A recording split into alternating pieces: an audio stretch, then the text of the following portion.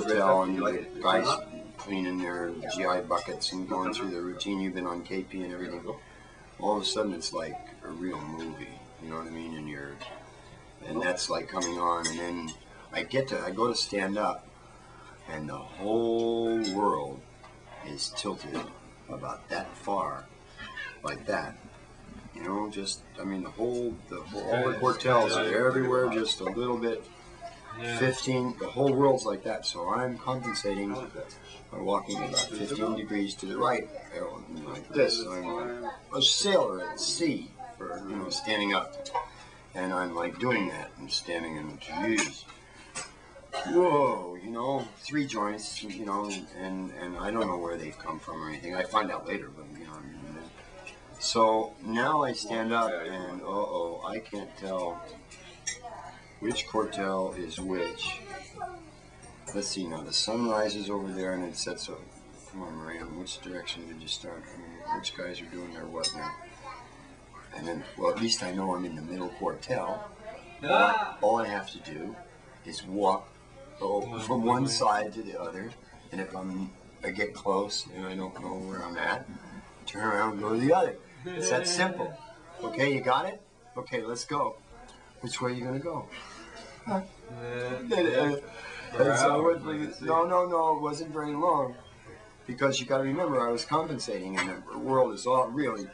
And now the little bit of nausea and all that sort of like coming on, and I got to make a determination. I've got to go for the one or the other, and I head out. And by God, it's like all of a sudden this level quartel that we march on and do all the place, ball and everything on. I'm suddenly finding is like all uphill, and it's like instead of the grass underneath my feet, it's like. I'm going through the seaweed in Jersey's shores trying to get to the ocean, kind of. It was like up to my knees. I felt like I was like, and of course, the quartel keeps going away from me. So I'm in that, that dream that you have where the endless thing you keep chasing is that one. I'm into that, and the quartel keeps getting away from me and freaking. It's fine. I said, okay, it's not what my mind is telling me. Is that I'm going in the wrong direction. Just turn around, go the other way, and that's that. Turn around, and I went the other way, and of course it was the wrong way.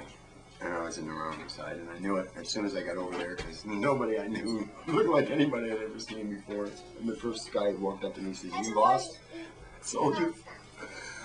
No, sir, I'm not at all.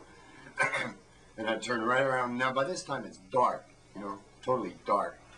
And it's just like 25 feet out from the edge of the lights from the porch and everything, you're just back in the dark. I mean, nobody can see you. You know what I mean? It's like that far. Now you're out there. And the only thing is, it now appears like it's a football field across this thing. Maybe 2. It's like almost grown to 2 football fields. And now you're like an open field runner, and you got to get there. And it's all there is to it. So you start, come on, you're a paratrooper, you're 16 years old, but, you killed 5 Marines with bare hands and all that shit. And so you started running. Right, I'm going to get into it, So, of course, I run right into the day room, right up the stairs, right up to my bed, and I'm still, like, running, and I can't stop it. And these guys who say, "What's the matter with you, Marine?" Did your friends rescue you? And then, nobody knew what to do with me. I mean, it's like, there wasn't anybody that smoked pot in my company where I was at. I was the only one. I didn't know what it smelled like anyway. I was the only one, I had bloodshot ice, and they all drank anyway, so it wasn't.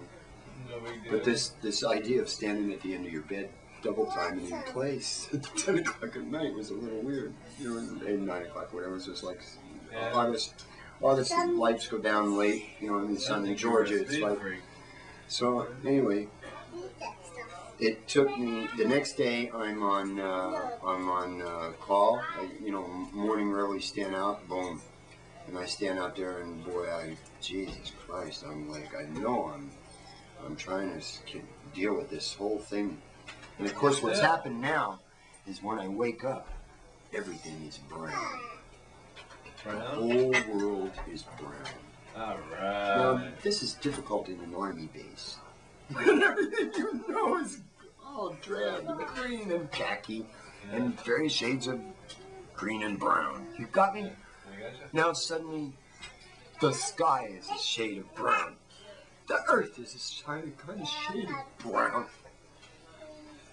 There are tan license plates on the cars because Georgia no longer has is a white peach-colored license plate. It is beige and buff, and the whole world is brown, and it's tilting up on its one side, and I am compensating for it as the regular Army's youngest paratrooper, knowing that if they find out, you know, that I am 16, before I get a transfer, even though I got my wings, to transfer out of this outfit to my regular outfit, I could get kicked out of service, so I'm having a whole lot of trouble. That would be a whole lot of trouble. And so then we have fall out for drill, fixed bayonets drill, we're getting ready for parade, rear march, and rear, of course, goes to rear march one more time for wrong direction. There's about 5 of us with fixed bayonets falling all over each other on the floor on the parade ground. Moran? Yes, sir. To the barracks immediately. Put your rifle up and see me in the office. Yes, sir. Well, by the time I got down there, he was cooled off, and I was willing to run around the parade area with my rifle for 10 hours in the evenings with my rifle hollering, really? This is my rifle, this is my gun, this is my work, this is for fun. Right, the real party. But anyway, I had to do that for 10 hours. That was my punishment.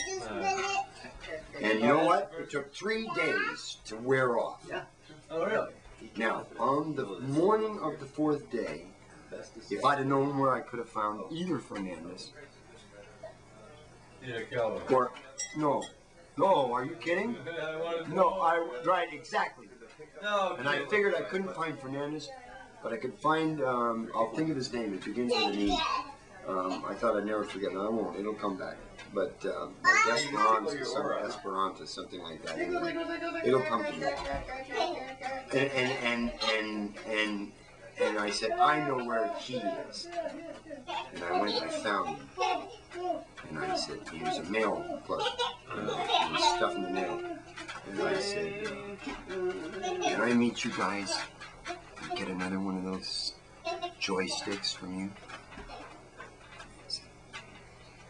Meet us in the court down tonight. Órale.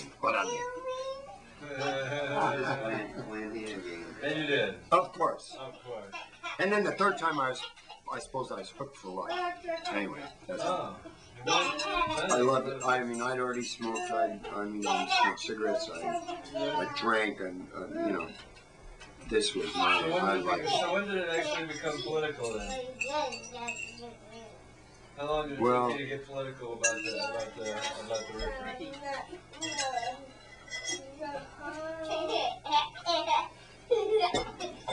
1966. 48 to 66, so we're talking 18 years. No, you're talking a little more than that. Oh, no, maybe so. Yeah, 18, right. I was thinking of my age, yeah. I was in Vermont, a businessman, and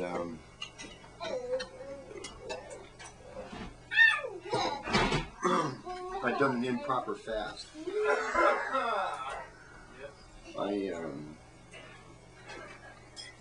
I stopped too many things too fast. We're talking 66 now. And went into raw foods and all foods and roughage. 2000, I 35 years or 30 whatever years it was at that time, 34 years of accumulated toxins and cut them all loose. And they went to the weakest DNA RNA organ in my body, coming from both of my parents' lines, my lungs. And I got what they call vascular